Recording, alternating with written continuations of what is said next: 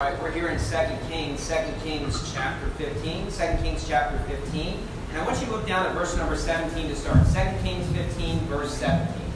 And the name of this sermon is Throw Down the Assyrian Empire. Throw Down the Assyrian Empire. That's what we're dealing with here in 2 Kings 15.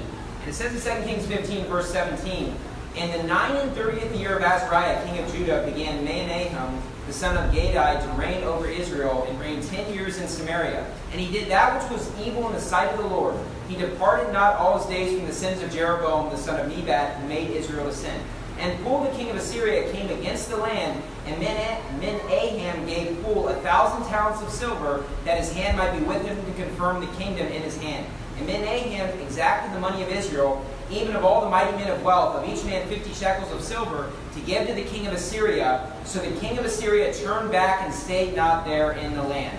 And so what you're seeing here in 2 Kings chapter 15, Assyria at this time is the most powerful empire in the world. Bar none. It's not even close. They're a lot more powerful than Egypt or any other empire. And basically he comes against the land, and what does Menahem do? He gives them 1,000 talents of silver. You say, why? Because he's afraid. He's afraid that the Assyrian Empire is just going to take over and destroy them. So he basically just says, hey, here's money. Please don't kill us. Please don't destroy us. And he just gives him money. Notice in verse number 20, where does he get this money? He takes it from the mighty men of wealth. 50 shekels of silver from each of the mighty men of wealth. Now, obviously, if you have money, then maybe you have some to spare. But if you work for that money, it's your money.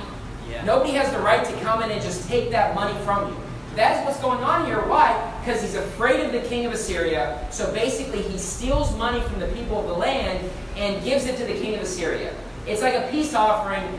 Please don't kill us. Please don't destroy us. Okay, now turn to Nahum chapter 2. Nahum chapter 2. And so I'll give you a little bit of a background here on the Assyrian Empire and see what the Bible says about them.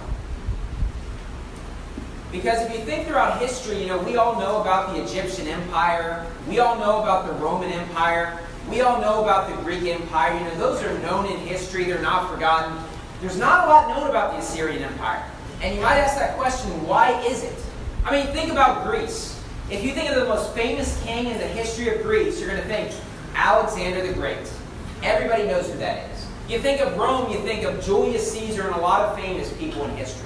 Okay? You think of Persia, you think of King Cyrus. You think of Babylon, you think of King Nebuchadnezzar. You think of Assyria, who's the famous king in history? You don't know. You say, why? Because God destroyed Assyria. Because they were wicked. Look at Nahum chapter 2, verse 8.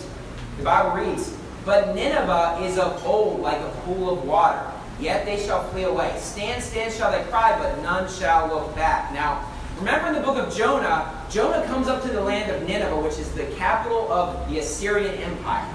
And basically God says that you're going to be destroyed. And the king of Assyria basically turns back to God, and God spares him for a time period. You go 2 books later in the Bible, and you get to the book of Nahum.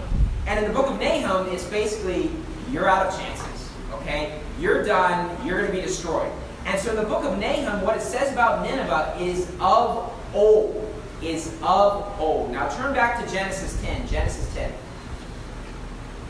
See, one thing that made the Assyrian Empire so arrogant was because they had been around for a long time. And they figured, wait a minute, we've been the top dogs for a long time. For 400 years, they basically ruled the world. They were the powerful empire. And they had been around for like 2,000 years.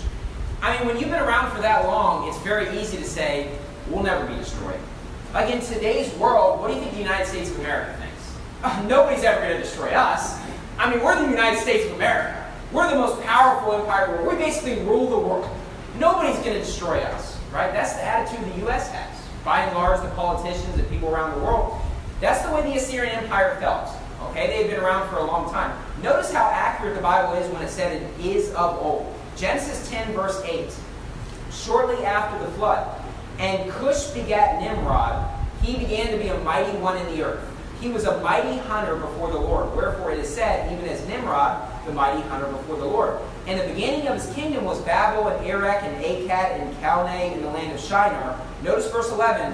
Out of that land went forth Asshur and builded Nineveh, and the city Rehoboth and Calah. Asshur is where you get the name Assyria. Okay? And he's building Assyria, this is shortly after the flood. They were of old. They had been around for a long time. They were not a new empire. They were not a new country. They had been around basically right after the flood. Okay, they had been around for a very long time. Now, if you've studied history about the Assyrian Empire, even me and Brother Matt were talking yesterday, and I was telling him some stuff about it, and he had actually seen what I was talking about. If you look at the own depictions from the Assyrian Empire, their own art of what they were as a people, they will show you that they were literally ripping people's eyes out of their bodies. They will show you that they were ripping the skin off of their enemies' bodies. You say, why would they do that? Because the god of Assyria was a god of war. That is what they worshiped. And so in their minds, as we destroy other empires, we kill other people, it just shows our God's really powerful. I mean, think about the world today. Isn't the Islamic religion pretty evil? Yeah. See, if you're a good Muslim, then you're going to hate people like us. Yeah. If you're a good Muslim. If you actually believe what the Quran teaches, you're going to hate people like us. Why? Because in their book, we're evil, right? You can see certain verses in the Quran and it talks about chopping off their legs and things like that. That was the Assyrian Empire. And they got their glory by destroying other empires. This is not other people's depiction of them. In their own art, they're showing that they're destroying and torturing people. Okay? And to them it was normal, because that just showed that their God was more powerful than the other gods. Okay? Now that kind of helps bring to light this story, because you can see why the king's afraid. It's not just that they're going to conquer us, but if they conquer us, they might just take out my eyeball. They might just, rip off a leg or something like that. Literally in their own art, that's what they were doing. I can understand why he's afraid. I can understand why he's like, hey, I'll just take money from all the rich people. I'm not afraid of that. I'll just give you this money. It's a peace offering. Please don't destroy it. Because the Assyrian Empire, they basically destroyed everybody that they came across. Okay? So if you look throughout history, the most evil empire that existed was the Assyrian Empire.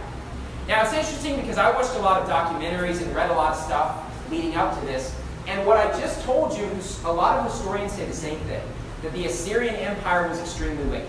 Now keep in mind that thousands of years ago, over 3,000 years ago, they worshipped a god of war. There is a remnant of Assyrians today, and they are very defensive about the fact that they used to be very evil. And it's like their religion now is sort of like Catholicism or Orthodox. It's kind of similar. It's kind of their own spin, but very similar. And it's like your God's a different God. It doesn't matter what they did 3,000 years ago. They were worshiping a false god. I mean, do we really care what Lapu Lapu did like 600 years ago?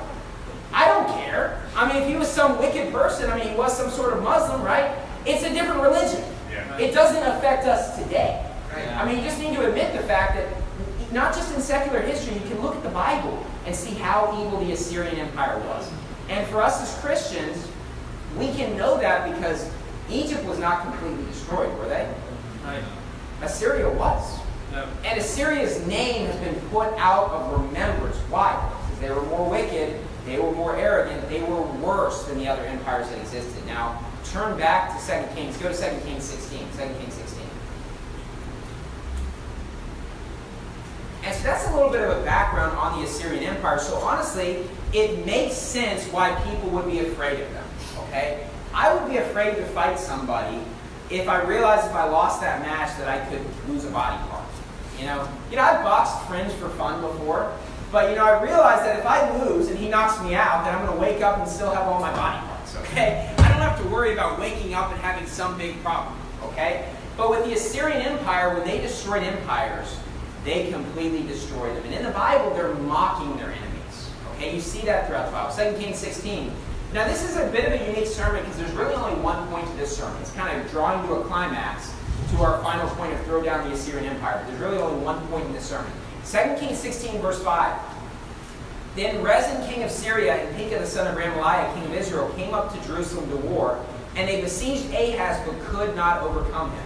At that time, Rezin, king of Syria, recovered Elath to Syria and drave the Jews from Elath, and the Syrians came to Elath and dwelt there on to this day. Now, an important distinction you must know is that Syria is not the same as Assyria. They're completely different. Okay, they're spelled very similar. Syria and Assyria, they're completely different. So if you're reading the Bible, you're going to come across Syria, Assyria. These are not the same. Okay, they're different empires. Okay, they're different countries. They're different nations. And so Syria in verse 6 is different than in verse 7 where it says, So Ahaz sent messengers to Tiglath-Pileser, king of Assyria, saying, I am thy servant and thy son. Come up and save me out of the hand of the king of Assyria and out of the hand of the king of Israel, which rise up against me. Now here it mentions Tiglath-Pileser, and in history he's known as Tiglath-Pileser III. Okay?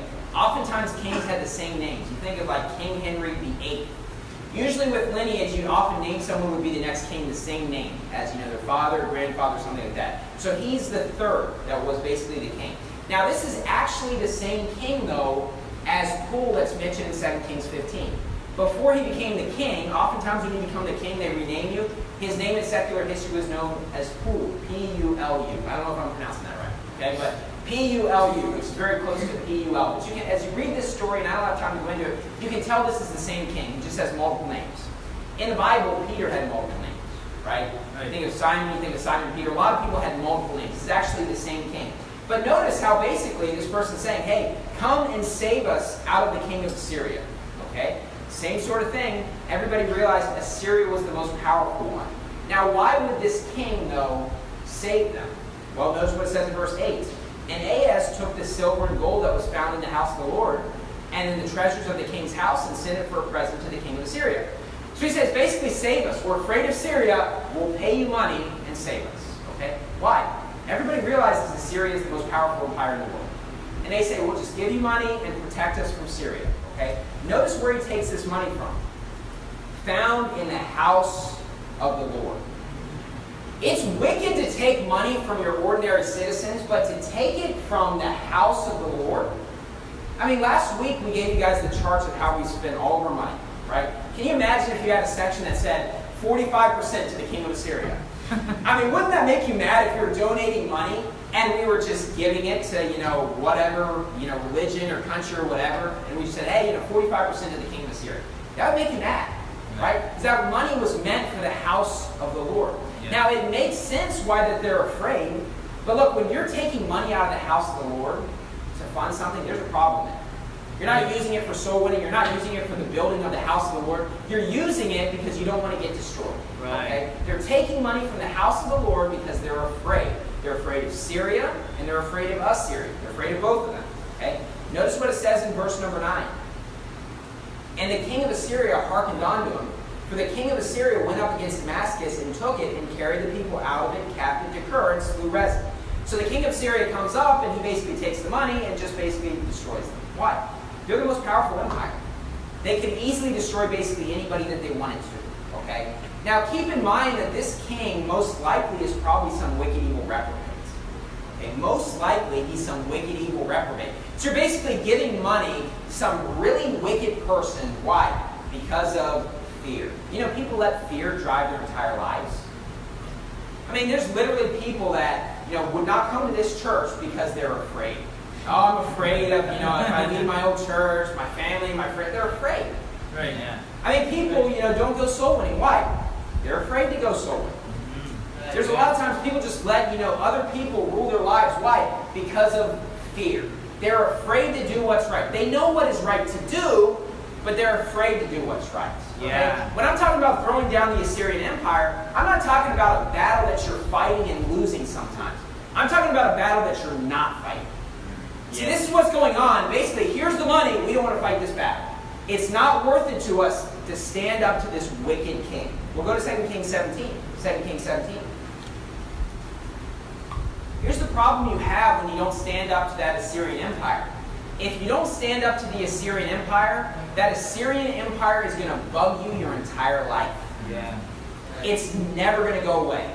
You must just decide to stand up to it. And if you never stand up to it, you've got to live with the fact your entire life that Assyrian Empire is going to bother you. It's going to bug you. Eventually, you need to just decide to stand up to it and fight that battle. And if you do not fight that battle, it's going to bug you your entire life. Man. You say, well, one day I'll fight this battle. No, you probably never will. You got to just stand up and fight that battle. 2 Kings 17, verse 1. In the 12th year of Ahaz, king of Judah, began Hoshea, the son of Elah, to reign in Samaria over Israel 9 years. And he did that which was evil in the sight of the Lord, but not as the kings of Israel that were before him. Against him came up Shalmaneser, king of Assyria, and Hoshea became his servant and gave him presents. So now we have a new king of both, Israel, but also of Assyria. Now we have Shalmaneser. And guess what? Shalmaneser is the same as the king of Assyria before. Right. He's going to do the exact same thing. Verse number 4. And the king of Assyria found conspiracy in Hoshea, for he had sent messengers to So, king of Egypt, and brought no present to the king of Assyria as he had done year by year. Therefore the king of Assyria shut him up and bound him in prison. So basically he tries to go kind of halfway. He's afraid of the Assyrian Empire, and he hopes the Egyptians can help him out. Okay? Now if you understand history, Assyria basically was around for a long time, but they didn't really peak for a long time. And they basically peaked for 400 years, and basically at the height of their power they were destroyed. Okay? Egypt's kind of different. They basically start right after the flood as well, and they're basically powerful throughout history. And they get lessened, they get weakened, but they don't have a time period where they go from being the top dog to nothing overnight. And they don't get destroyed like Assyria was. Basically, Egypt was the most powerful empire for a while. Then they lost power. They became the most powerful again. You can even look to secular history, and right before the time of Jesus Christ, if you remember, you have Mark Antony with Cleopatra, which Cleopatra was from Egypt, and basically that was like one of the big empires in the world. They're basically battling it out with Rome. Because Mark Antony basically kind of left Rome. It's hard to tell what he was actually planning to do, because he fell in love or fell in lust with Cleopatra, just like Julius Caesar had. And so basically, if they had won that battle, then Egypt might have been the empire again. But Rome basically wins out, and they're basically destroyed. That is only shortly before Jesus Christ, like less than 30 years before Jesus comes on the scene. And Egypt is still a legitimate power. Now, during the time of the Bible, Rome is in power, but Egypt, basically, they sort of control, but not fully. Okay? But anyways, what I'm saying is Egypt was powerful this entire time period. And so they go to the king of Egypt, because Egypt is still powerful, and they basically give the king of Egypt money. They said, we don't want to fight the Assyrian Empire. Maybe if we give Egypt money, it will help us overcome Assyria. Now, just reading that, that's kind of a foolish thing to do. Because you're still going to be paying money to somebody else. Okay? And, Egypt might not be as scary or as powerful as Assyria, but they're still a lot more powerful than you. And if you just give them money, you're just going to be paying them tribute forever.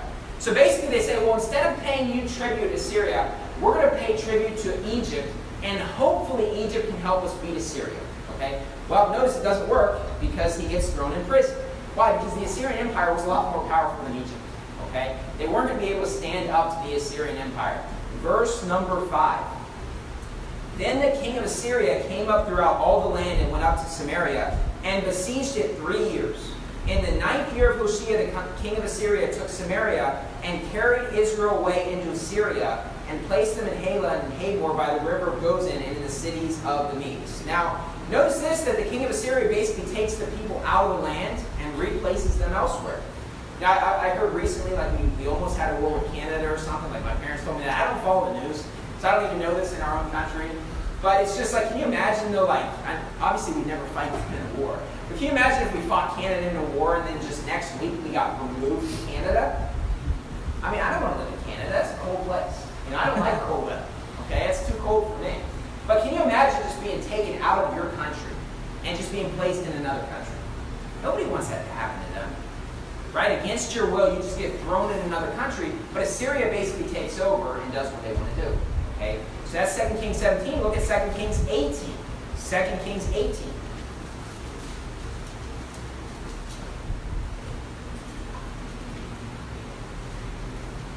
And so we go through the story of Assyria, and basically every chapter they're the dominant empire, and nobody's willing to stand up to them, and eventually King Hezekiah comes on the scene.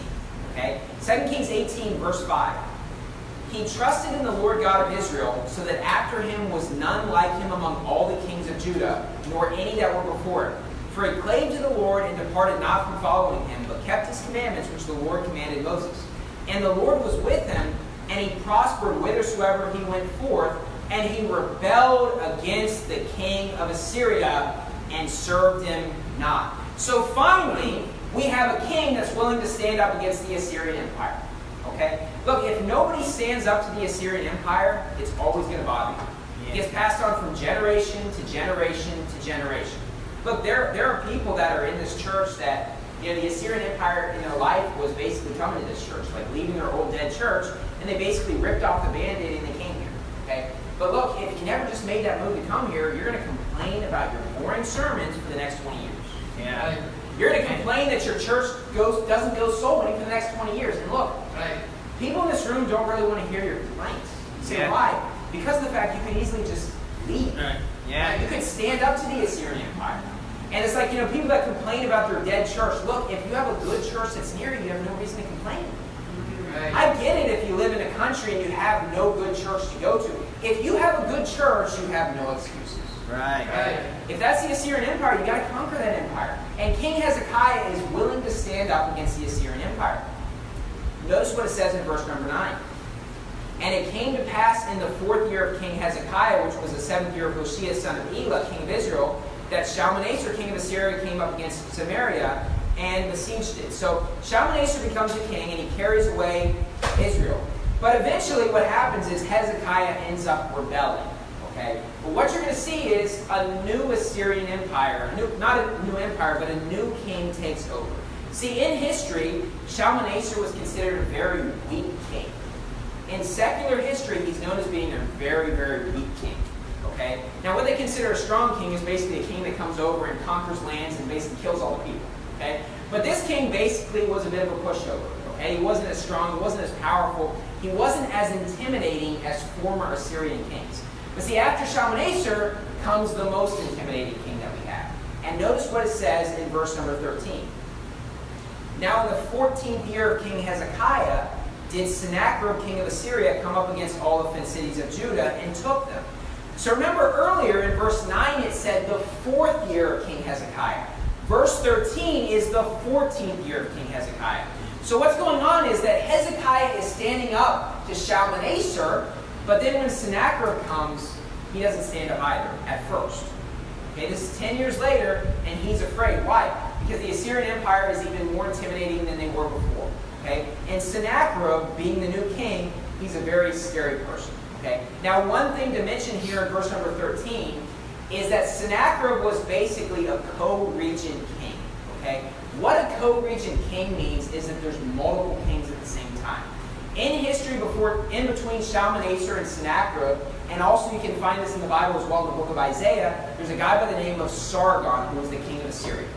And Sennacherib is the son of Sargon. So what's happening is Sargon basically becomes the king and he appoints his son as the co-regent king. You say, why would you do this?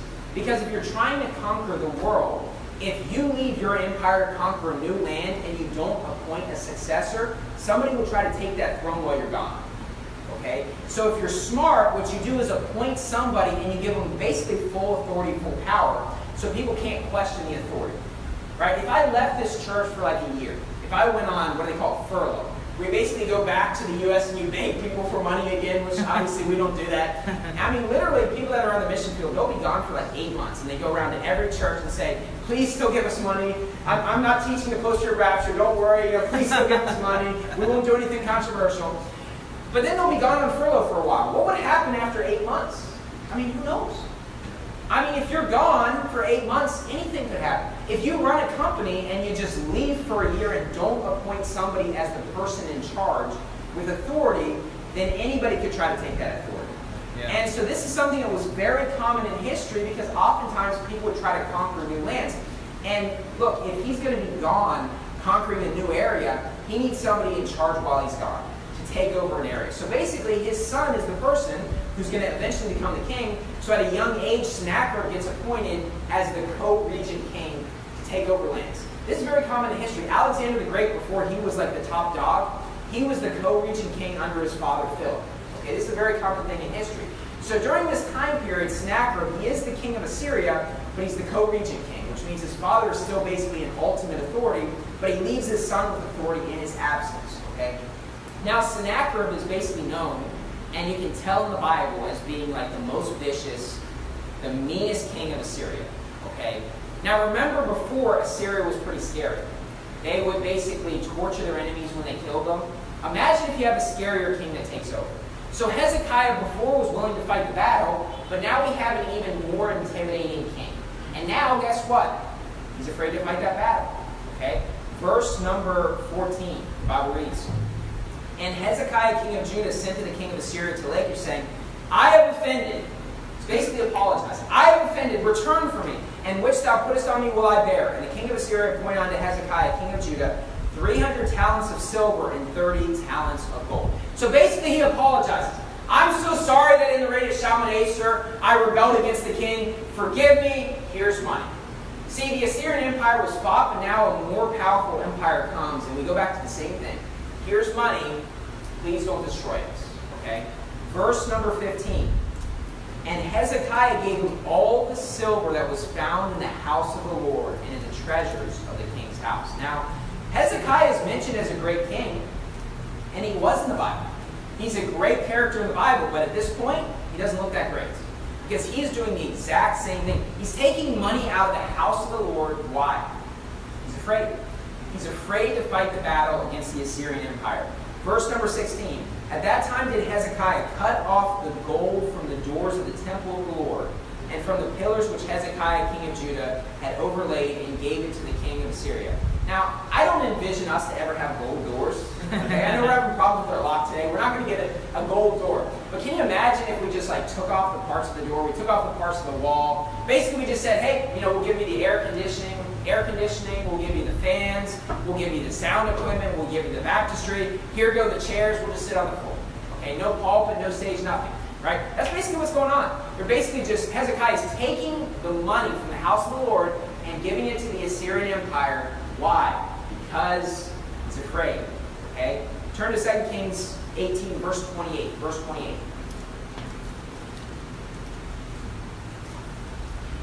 And in 2 Kings 18, verse 28, the Bible reads, Then Rabshakeh stood and cried with a loud voice in the Jews' language and spake, saying, Hear the word of the great king, the king of Assyria. Thus saith the king, Let not Hezekiah deceive you, for he shall not be able to deliver you out of his hand.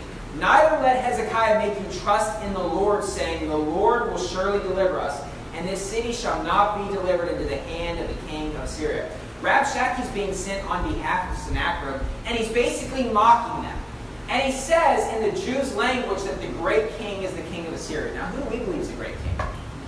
We believe Lord Almighty, right? And so basically it's a backhanded jab at their religion as well. They're saying the great king is the king of Assyria. And then he says a few verses later, don't think that the Lord's going to deliver you. He's not going to deliver you. Nobody delivers out of the hands of the Assyrian Empire. We're the most powerful empire in the world. Now, look at 2 Kings 19. 2 Kings 19. You see, it's one thing if people mock us, but when they mock what you believe, when they mock the God that we believe in, that's when you can get offended. Right. Just yesterday, someone in the park, Brother Bo ran into a Filipino Jew. I guess a Filipino that converted to Judaism, and they were mocking Jesus on the cross, and basically pretending to be in pain and doing these faces and things just mocking that he died on the cross. Now look, I usually don't get offended out solely, but that would offend me quite a bit. I'd be pretty angry about that. I let false prophets make fun of me, mock me, say I'm scared to debate him, whatever, I don't care. When you mock Jesus Christ, that's pretty bad. Right. That is what the Assyrian Empire is doing. And what you have to understand is it's getting worse. See, the Assyrian Empire was bad before they were taking money. Now it's getting worse. You're taking money from the house of the Lord and they're mocking what you believe right in front of your face. Look, that's not something I want to take. You can only be pushed so far, and then you got to defend what you believe. Okay? 2 Kings 19, verse number 1. The Bible reads, And it came to pass when King Hezekiah heard it that he rent his clothes and covered himself with sackcloth and went into the house of the Lord. Now, we skipped a lot for sake of time, but Rabshakeh just mocks their God. He mocks the God we believe in. He mocks them. And then King Hezekiah, he rents his clothes, covers himself with sackcloth, and he goes into the house of the Lord. Okay? He's afraid, but basically realizes we got to stand up and fight this battle. Okay? Verse number 6. And Isaiah said unto them, Thus shall ye say to your master, Thus saith the Lord, Be not afraid of the words which thou hast heard, with which the servants of the king of Assyria have blasphemed me. Behold, I will send a blast upon him, and he shall hear a rumor, and shall return to his own land, and I will cause him to fall by the sword in his own land. And Isaiah says, don't be afraid of the Assyrian Empire. Okay? I can understand the fear, because if you don't fight this battle, then at least you won't be killed. You just give them money. If you choose to fight this battle and lose, not only could you be killed, you could be tortured to death. See, it's one thing to die. It's another thing to be tortured to death. Right? You can go back to the Dark Ages, and when people left the Roman Catholic Church and got baptized, they got saved. Look, the Catholic Church would brutally kill people. And oftentimes what they would do is they basically burn you to death, but they'd use like wet grass or wet straw. Basically so you would burn very, very slowly. Okay? It's one thing to die. It's another thing to be tortured. Right? That's obviously a lot worse. I'm not really afraid to die, but you know what? Being tortured, that's not really something fun to think about. And they understand that, if we fight this battle and we lose this battle, we could be brutally killed. Okay? That is what the Assyrian Empire did. And you can see that in the Bible, how they mocked their enemies, but also in secular history. That's what they tell you. 2 Kings 19, verse number 14. And Hezekiah received the letter of the hand of the messengers, and he read it. And Hezekiah went up into the house of the Lord and spread it before the Lord. And Hezekiah prayed before the Lord and said, O Lord God of Israel, which dwellest between the cherubims, thou art the God, even thou alone, of all the kingdoms of the earth. Thou hast made heaven and earth. Lord, bow down thine ear and hear. Open, Lord, thine eyes and see, and hear the words of Sennacherib, which hath sent him to reproach the living God. Basically what he's saying is, you're the true God.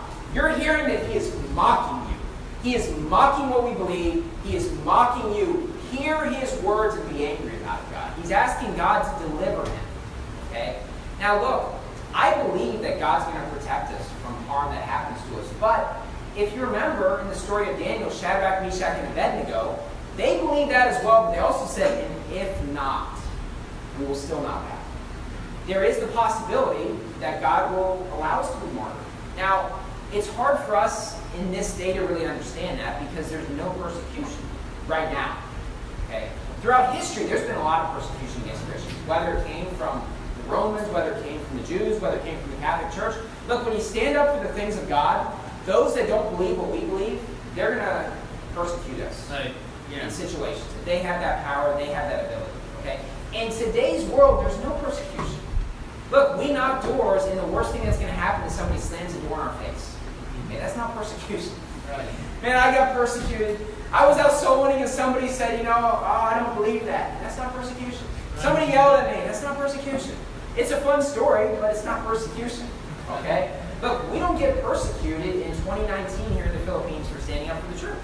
Yeah. Okay? We're able to freely preach the gospel. But throughout history, oftentimes you did get persecuted. During the end times, you better believe you will be persecuted for what you believe. And if you want to stand up for what you believe and stand up for the truth and still go soul winning and preach the things that the Bible teaches, you're going to have to stand up against the persecution in your life. Okay? And so here what we have in 2 Kings 19 is we have true persecution that's coming. Verse number 17. Of a truth, Lord, the kings of Assyria have destroyed the nations in their lands. So Hezekiah understands, yes, you know what, Assyria basically just killed anybody that they wanted to. Okay, that was known by everybody. The Assyrian Empire was the top dog. Verse number 18, and have cast their gods into the fire, for they were no gods, but the work of men's hands, wood and stone, therefore they have destroyed them. And so the Assyrian Empire, they would destroy an empire, and they would take the other country's gods and basically destroy them. Okay? Now, this doesn't really seem too weird at first because you think if it's a different god, you would destroy that. But quite honestly, throughout history, when an empire takes over another country, they usually don't destroy the idols. They usually adopt them as one of their idols. Yeah. They say, we'll add that god to our list. Hey, that's a cool god as well. We'll add, whatever god, Marduk, whatever god they want to add. That's usually what people do. That's not what the Assyrian Empire did. They didn't try to, assimilate the culture into theirs, keep the traditions, keep their idols. They basically just killed them all. That's what they did. They destroyed their idols. Now, obviously, we believe in the true God. Right. So obviously, we hate idolatry, okay? But the secular world, by and large, doesn't. Most people will look at a statue of Buddha and they're like, oh, that's so cool. I just want to rub that belly and get some good luck. Right? They look at the Hindu gods. They look at those idols. They look at, big statue of Mary. Oh, it's so beautiful. It's amazing. Oh, the Feast of the Black Nazarene. That's so amazing. That's great. Now, we look at it, and it's terrible. Yeah. It's wicked. It's idolatry. You're not supposed to make any graven image. That's in the Ten Commandments. Good. We look at it and hate it. But look, the world doesn't hate that stuff. They love it. Yeah. So it is actually strange that the Assyrian Empire would take their false idols and actually destroy them. That was not really a common practice amongst empires when they would take over another land. They usually assimilate them as their own. Verse number 19. Now therefore, O Lord our God, I beseech thee, save thou us out of his hand, that all the kingdoms of the earth may know that thou art the Lord God, even thou only. Then Isaiah the son of Amoz sent to Hezekiah, saying, Thus saith the Lord God of Israel, that which thou hast prayed to me against Sennacherib, king of Assyria, I have heard. Okay?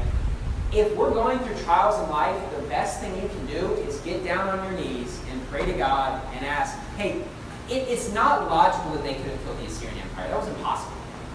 That could have never happened. They would have never been able to beat the Assyrian Empire without God on their side. See, there are a lot of battles in life that we cannot logically overcome. Yeah. It's impossible. But the question you have to ask yourself is, did you ever go down on your knees and beg God to basically help you overcome that battle? Or did we just kind of look at it logically and say, you know what? It doesn't make sense. We can't conquer this, and basically give up. Have you ever actually tried to fight that battle? That's the question. Right. And oftentimes in life, it's not that we're fighting battles and losing them. We're just not fighting those battles. Yeah, right. We just say, you know what, it's not worth it. We're not going to win the battle. You've been defeated before you even started. And you don't even try to fight that battle. That is what's going on here with the Assyrian Empire. People do not even want to fight this battle. Hezekiah, though, he's under so much persecution, and I'm sure he feels guilty. He's taking money from the house of God. This is a righteous and good king. He's taking money from the house of God because he's afraid. And I'm sure he feels bad. And when they start mocking the God that he believes in, it's kind of like you can only be pushed so far. You push me so far, and I'll stand up and fight. And that's what Hezekiah does.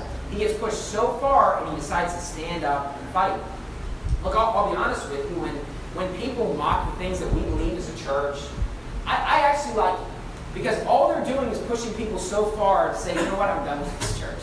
I'm going to leave here if you're going to mock the things that I believe. It's okay if you disagree with me, but when you mock what I believe, it's like, you can only push me so far. Yeah. You know, if you're calling them a cult, you're calling me a cult. It's like, you know what, I'm not going to take those words. Okay? I like it when people want to criticize us, fine. Because it just kind of shows that it forces people to make a decision. Whose side are you on? Sometimes in life, you got to be forced into a position where you got to decide, hey, what do I believe? Right. When you give people the gospel, don't they have to make a decision whether or not they believe what you believe or whether or not they don't?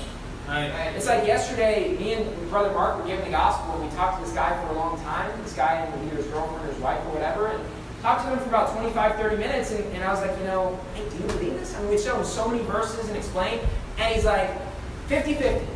It's like, you can't be 50-50. Either you believe Jesus died for all of your sins or you don't. Either you believe it's a free gift or you don't. Because if you think that it requires one peso, that's not a free gift. Right. That is still your old religion.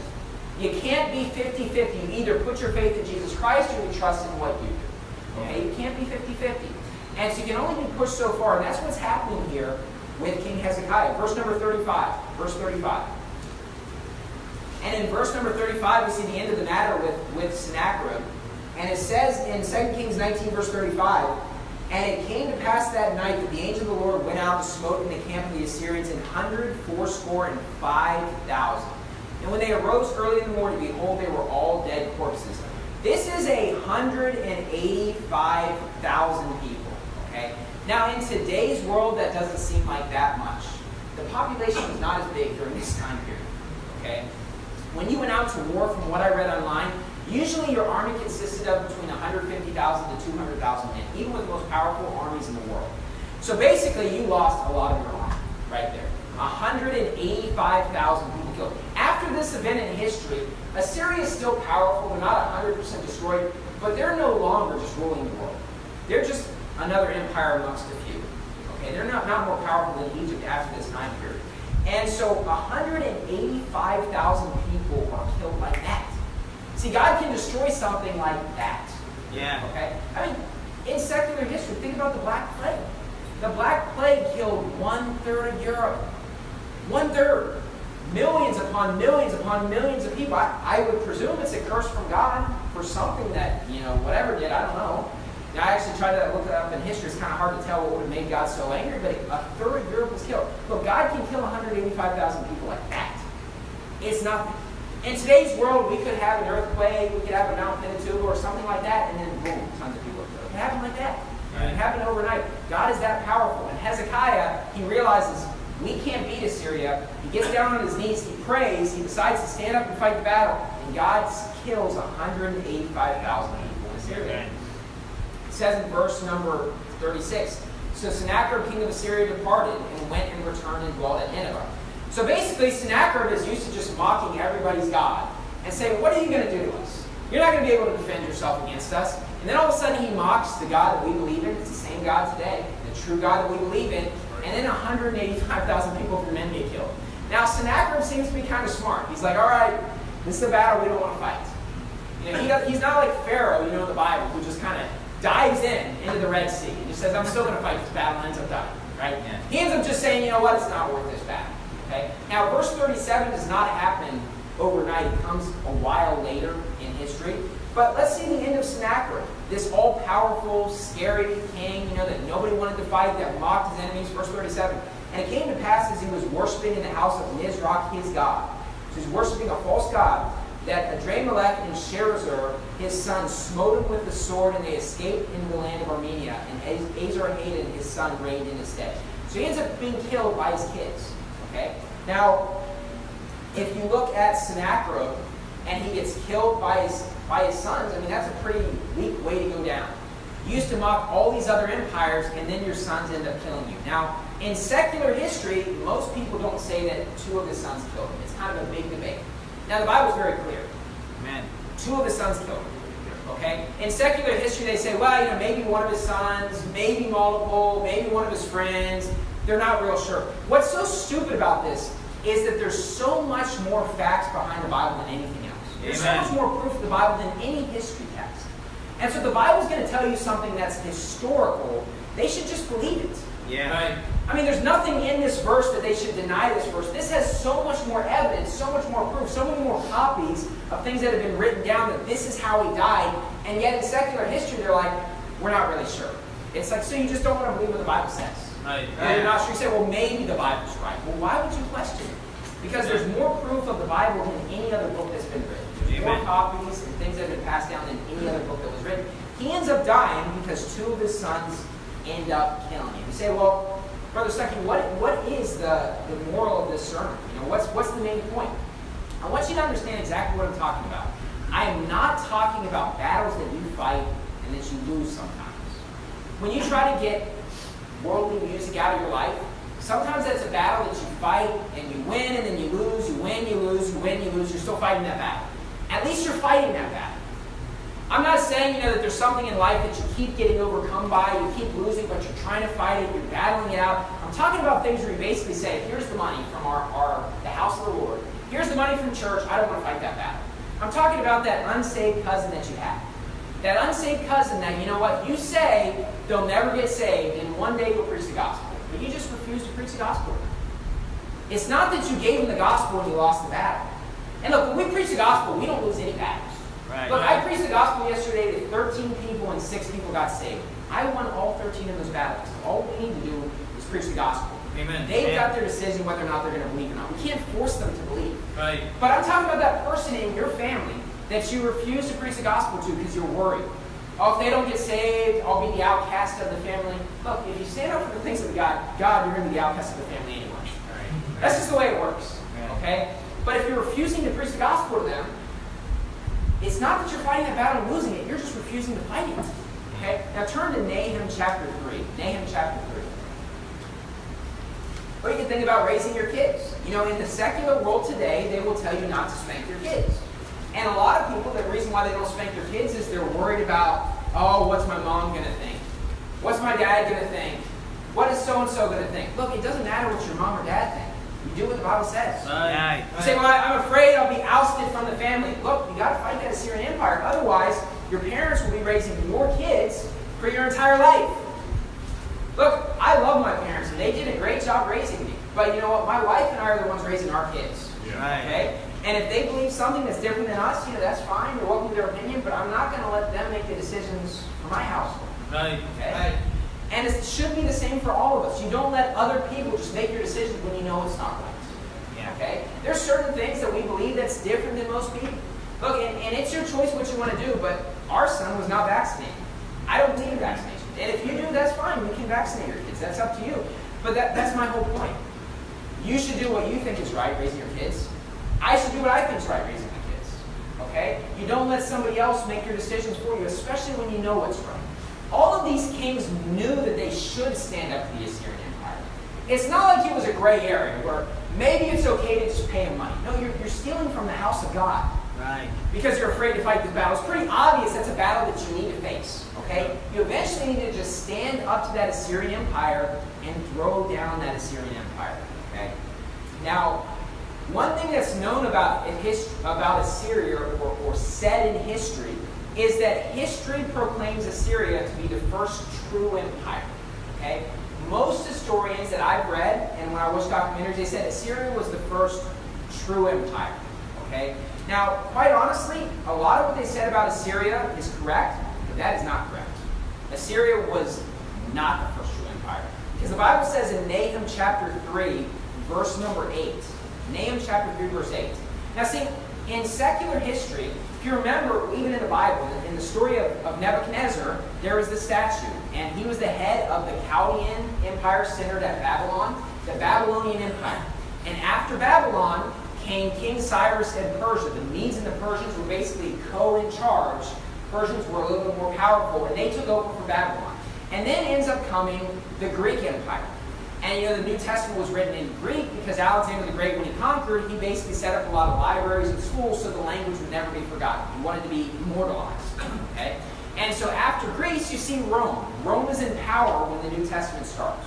Okay? But before those four empires, there were two empires that the book of Revelation hints at. Two powerful empires. Those empires were Assyria and Egypt. See, here's the problem with calling Assyria the first true empire and the most powerful empire that ever existed. The Bible says Egypt was more powerful. Okay? I'll prove that to you. Nahum chapter 3, verse 8. Nahum chapter 3, verse 8. Art thou better than populous No? Let me reword that. You're not better than populous No. That's what it's saying. It's like, are you any better than populous No? That was situate among the rivers, that had the waters round about it, whose rampart was a sea, and her wall was from the sea. You say, how do you know this refers to Egypt? Because if you go to the book of Ezekiel, you'll see No and Nop appear interchangeably. This is basically their main city. Okay? And if you look at the next verse, Nahum chapter 3, verse 9, Ethiopia and Egypt were her strength, and it was infinite, but in Reuben were thy helpers. Okay? Now, Ethiopia is its own country, but it's under the power of Egypt. And so this capital city, basically, of Egypt, where they were centered at, was more powerful than Nineveh. See, the book of Nahum is about the destruction of Nineveh, and in verse number 8, it says to Nineveh, basically, you're not better than populous No. Okay? And you say, well, how do you know for sure that it's saying that they were more powerful? Because in verse 9, it says, it were her strength, and it was infinite. What does infinite mean? Basically, as powerful as you possibly can be. Right. See, what was said about Egypt and their centering city is basically her strength, it was infinite. Right. So basically, Nineveh, you're not better than Egypt. Assyria, you're not more powerful than Egypt. Egypt was more powerful than you. Egypt, her strength was infinite. You can notice in these verses how it talks about being situate among the rivers. It's known that the Nile River was basically the source of Egypt's strength. Okay? It got its strength from the Nile River. That's where it was able to produce everything and be very successful. So basically, Egypt is more powerful than the Assyrian Empire. See, history is wrong when they say the Assyrian Empire was the most powerful empire. Assyria was the scariest empire. They were not the most powerful. Those are different. And look at verse number 10. Notice the end of Egypt as it said to Nineveh. Yet was she carried away, referring to Egypt or No, populous No. She went into captivity. Her young children also were dashed in pieces at the top of all the streets, and they cast lots for her honorable men, and all her great men were bound in chains. So basically, Egypt, they were powerful for a long time. They were known as the top dog, and if you read the Bible with the story of Moses, it's pretty obvious that Egypt is very powerful. Okay? But basically, Egypt, as they decline, it's a slow decline, and eventually Assyria becomes more powerful than Egypt. But here's what you have to understand logically. It came to the point where Assyria was number 1 and Egypt was number 2. But if number 1 and number 2 fight, what ends up happening? Number 3 might be number 1 afterwards. Just because you're more powerful than Egypt, it doesn't mean that you can destroy Egypt. Okay? So basically, as Assyria had 300 to 400 years of power, they basically were increasing in strength, and Egypt was getting weaker to the point where Assyria was basically able to eventually battle Egypt and defeat it. Okay? Now, Egypt rises again, and they're still powerful after that. But basically, before Egypt started to fall, at its peak, it was higher than Assyria ever got, according to the Bible. That's what we see in Daniel chapter 3. Its power was infinite. You say, what is my point? Here's what my point is. That battle that you're refusing to fight in life, it might be the scariest battle you fought, but you probably fought and conquered bigger enemies than Assyria before. Amen. Like I mentioned earlier, for some of you, coming to this church, that was the big empire. For some of you, that was not an Assyrian empire. That was basically an Egyptian empire. Even more powerful, because you knew when you did that, I could say goodbye to all my friends. My family will forsake me. They'll mock me. They'll criticize us. I'm saying goodbye to all of them. And that was more powerful than anything you might fight. Okay? But then there might be something in your life now that you're just refusing to fight. Yeah. Now, when it comes to thinking of battles that you're refusing to fight, let me just raise my hand and say, you know what? I can think of things in my life that I need to conquer. Battles that I'm just not choosing to fight. Because sometimes what can happen is, as you go soul winning, you go to church, you read the Bible, you kind of develop this attitude that, you know what, I'm already doing enough for God. I'm doing more than 99% of people out there. Is it really that big of a deal if I fight this extra battle? I've already fought and conquered so many battles that you want to rest. But life is a series of battles. Right. The battles will never stop. Yep. You must be willing to conquer every Assyrian empire that ends up coming up in your life. And this one might be the scariest one, but honestly, it's probably not the most difficult you've fought before. Now, quite honestly, when you think of Assyrian empires in your life, there's a good chance you have a lot of Assyrian empires and you don't even realize it. You say, why is that? Because you've chosen not to fight that battle for so long that you forgot it was a battle. Yep. Yeah. I mean, people sometimes, they hear a sermon, and it's just point blank, hey, this is what you need to do. And then they just say, yeah, you know what, that's right, and they choose not to fight that battle. And eventually what happens? Yeah, it's not that big of a deal. I mean, is it really that big of a deal if I go home and, listen to Guns N' Roses, Led Zeppelin, whatever's on the radio now, I have no idea. In the Philippines, it's like, Celine Dion and Disney. That's what I always hear. It's always playing. But, is it really that big of a deal if I don't fight these battles? Because, yeah, you know what, it is a big deal. Yeah. And when you hear the sermon, what you need to do is you need to make that change immediately. Okay? Now, what that Assyrian Empire for me is probably going to be different than for you. Okay? There's some battles that are basically kind of universal. When you get right with God, every single person has to fight that battle against music. That is why it's so easy to mention them. Because every single one of us, before we were saved or before we were living for God, we're listening to something that was not as godly. Right. Okay? And when you hear that sermon, what you need to do is throw away that bad music immediately. Amen. You don't do it slowly. No, you conquer the Assyrian Empire like that. Amen. So I want you to basically take away from this sermon, think about what are those battles in your life, those battles that you need to fight. And you have to understand that if you choose not to fight that battle, it's going to bug you your entire life. Right. Are you okay with that? Are you okay with basically just giving in and doing wrong your entire life because you don't want to fight that battle? You say, but it's so scary, it's intimidating. Yeah, but it's probably not the toughest battle you've ever fought. Yeah. You probably fought tougher battles, and it might be scary, it might be intimidating, but don't we believe that we can pray to God and He can help us overcome that? Because King Hezekiah was looking at certain death. There was no way around it. Logically, there was no way that they would have been able to be spared. But he prayed to God, and 185,000 people were killed like that. If God can kill 185,000 people immediately, then that battle that you don't think you can win, honestly, there's a good chance God can help you win that battle. Let's close in word of prayer. Dear Heavenly Father,